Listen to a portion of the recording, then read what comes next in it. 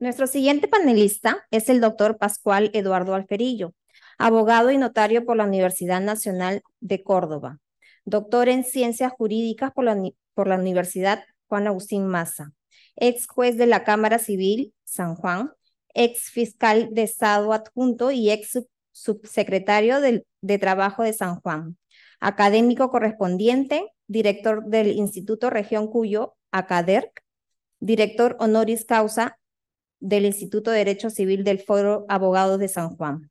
Disertará sobre sociedad de conocimiento, nuevos actores, nuevos daños. Adelante, doctor Alferillo. Muy buenas noches para la Argentina, muy buenas noches, buenas tardes para los hermanos del Perú.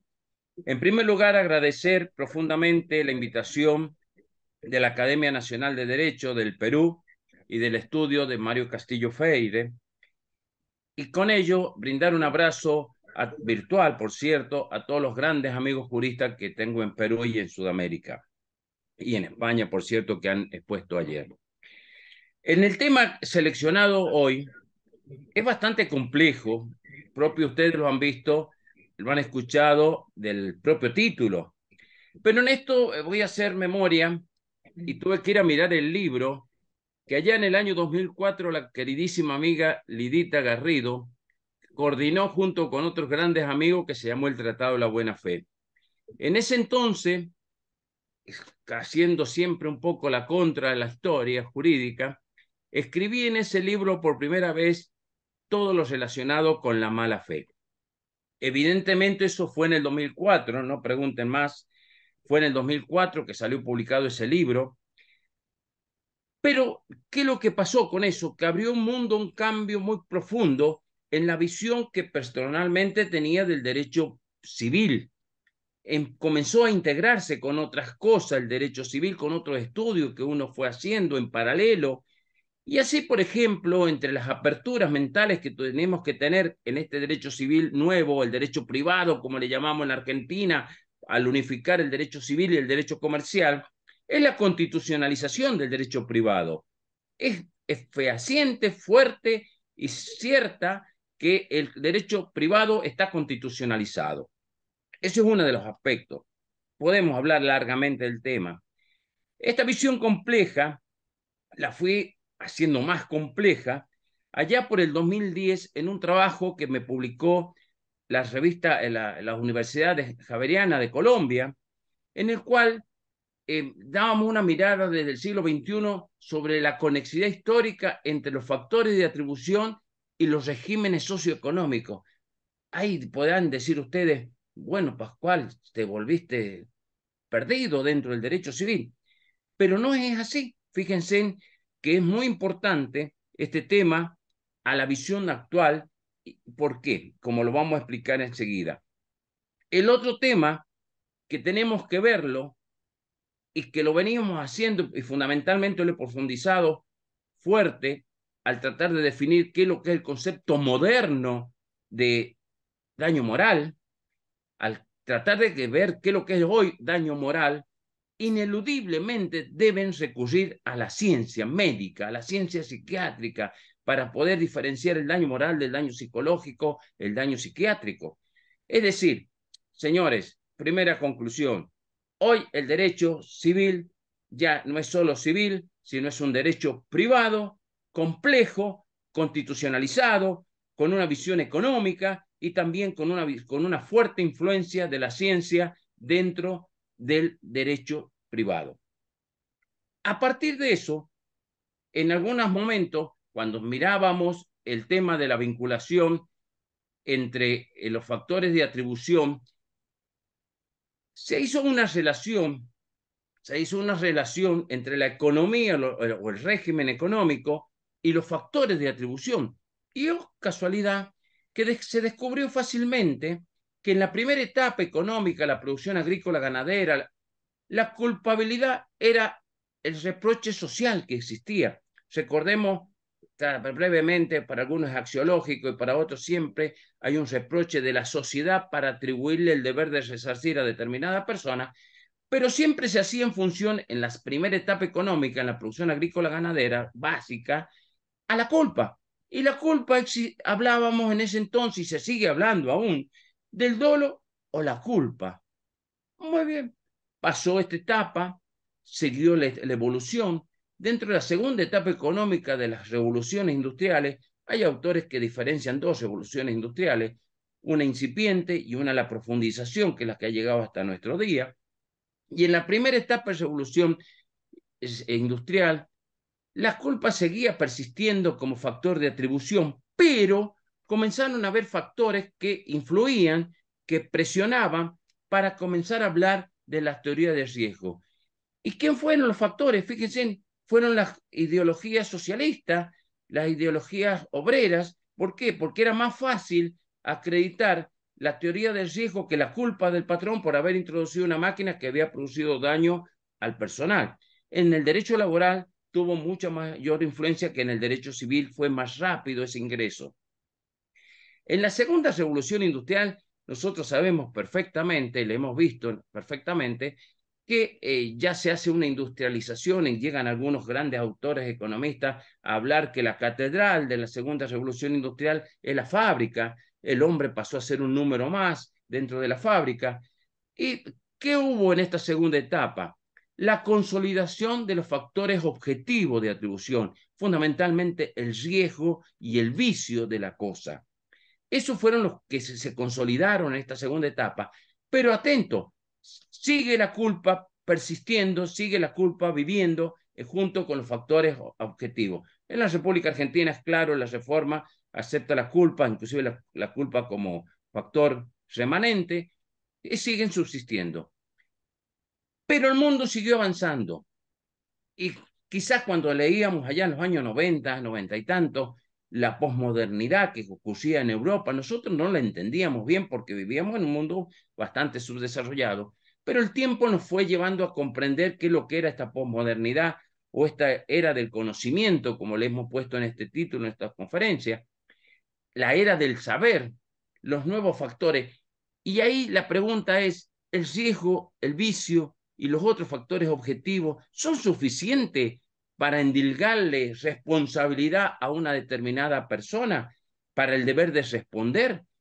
Y me surgió que evidentemente no eran totalmente satisfactorios. Ustedes pregunten hoy por hoy un daño que se ocasiona a través de la Internet desde de Estados Unidos a una persona del Perú. ¿Cómo le vamos a ir a tratar de probar el dolo o la culpa o la intención dañina a esta persona de Estados Unidos? Entonces ahí vino la fortaleza de esa definición que yo había dado originalmente de la mala fe. La mala fe se configura cuando el sujeto tiene conocimiento o tiene el deber de conocer determinada situación, circunstancia, datos, condiciones, calidades, etcétera, relevante para el derecho a la luz de las particularidades propias de cada acto jurídico, cuya utilización antifuncional el ordenamiento jurídico se prueba. Y me va a decir, Pascual, ¿estás inventando un factor de atribución nuevo? No, señores, no, señores. La mala fe existió desde Freita, fue antecedente del Código Civil argentino, estaba adentro, vivió en el Código Civil argentino, pero como dice algún autor, y yo también lo he dicho, vivió a la sombra del dolo. Vivíamos confundiendo mala fe con dolo. Y hemos procurado hacer una teoría propia, distinta de la mala fe. Y en dos palabras se la sintetizo. La mala fe no tengo que probar la intencionalidad dañina, solamente tengo que probar que tiene conocimiento o tenía el deber de conocer. Esa es la diferencia. Y tan es así que este factor de atribución ha sido aceptado pues, en la Organización Mundial de la Propiedad Intelectual como factor de atribución. Y ahora bien, nosotros en esta sociedad del conocimiento, a partir de estos conceptos básicos, vamos viendo que se han generado distintas alternativas, distintos actores sociales, y he tomado uno para que tengamos la conversación breve en estos 5 minutos que me quedan, el régimen jurídico de los influencers comerciales en Francia, que ha sido dictada el 9 de junio del 2023, la ley 2023 451, de reciente sanción. ¿Qué es lo que dice el artículo 1? Las personas físicas o jurídicas es la primera que da una definición de qué se considera influencer. que a título oneroso movilicen su notoriedad ante su audiencia para comunicar al público por vía electrónica contenido destinado a promover directa o indirectamente de bienes, servicios o de cualquier causa que ejerza la actividad de influencia comercial por vía electrónica. Más allá de esta definición, más allá del régimen que no nos va a alcanzar el tiempo para verlo completamente, evidentemente es una utilización que hacen las empresas de personas que son influyentes socialmente para que transmitan el marketing favorable a la compra de sus productos que ofrecen por otra vía. En vez de contratar una empresa de marketing, buscan una persona, por ejemplo, Lidita Garrido, que es famosa, conocida, la vamos a hacer que publicite las sociedades que tengamos por allí o los productos que llegamos a producir, y ella hará su show y publicitará. ¿Qué es lo que viene acá? En la ley francesa se nota una permanente asociación, una rápida asociación de el influencer con el marketing y los derechos de los consumidores. Aparece el tema de los derechos consumidores. ¿Por qué? En alguna oportunidad yo daba al revés los derechos del consumidor y los daba desde el ángulo del patrón o del ángulo del empresario. ¿Y qué es lo que no tenía que hacer? Es un coincidente con lo que le dicen hoy a los influencers lo que no deben hacer. La ley de Perú también tiene una ley dedicada a los influencers, pero más que nada la persiguen en Perú fundamentalmente para tratar de llevarlos a el tema del pago impositivo, más allá de regularlo con el tema de la influencia que pueden tener en el efecto de la ley de defensa de los consumidores. Ahora bien, y me dirá Pascual, ¿y qué tenía que ver todo esto que me has hablado hace rato? Y a los 11 minutos me estás queriendo, ¿cómo cerramos? Mire, tuve la suerte, porque a veces los que tenemos búsqueda jurídica tenemos que tener un grado de suerte, que en la ley de, de defensa de los consumidores de Chile se habla de los influencers. Y en el artículo 28, o coincidencia, dice, un ejemplo, la mala fe en la ley 19.496 de los consumidores de Chile. Artículo 28. Comete infracción a las disposiciones de esta ley el que a sabienda o debiendo saberlo. ¿Qué es lo que está definiendo ahí? Está definiendo la mala fe. El que actúa de mala fe, debería haber dicho, podría haber dicho, pero ha dicho a sabiendo, debiendo saberlo, y a través de cualquier tipo de mensaje publicitario induce error o engaño respecto de A, los componentes del producto y el porcentaje que concurre, la idoneidad del servicio o del bien o servicio para los fines que se pretende satisfacer y que haya sido atribuida en forma explícita por el anunciante. El precio del bien o la tarifa de su servicio, el inciso E, las condiciones en que opera la garantía, todo eso dice el que ha de mala fe cambia todo ello, tiene su sanción. Ahora vamos a ver la sanción. Su condición de no producir daño por medio ambiente, a la calidad de vida y ser reciclable o reutilizable. Señores, evidentemente tenemos que replantearnos el derecho civil, verlo con una concepción quizás argentina que ha utilizado una concesión integral entre el derecho privado, englobando el derecho civil y el derecho comercial. Y no solo eso, sino que ver la constitucionalización, ver que ya no hay los factores de atribución que veníamos viendo, ya no son suficientes para la era del conocimiento, para salvar pleitos. Y les puedo asegurar que tengo un libro atrasado, pero sobre la mala fe, pero en él he encontrado cosas maravillosas, por ejemplo en España, donde sancionan terriblemente con multas de 3.000 a 6.000 euros a los profesionales que actúan de manera inadecuada. Y ello ha generado varios estudios en la madre de Europa.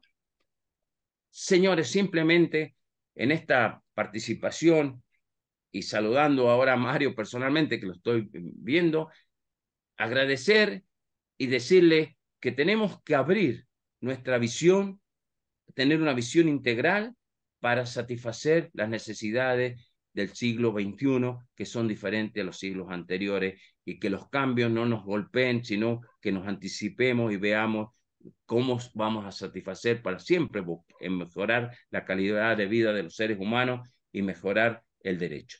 Un abrazo para todos ustedes y bueno, cariño.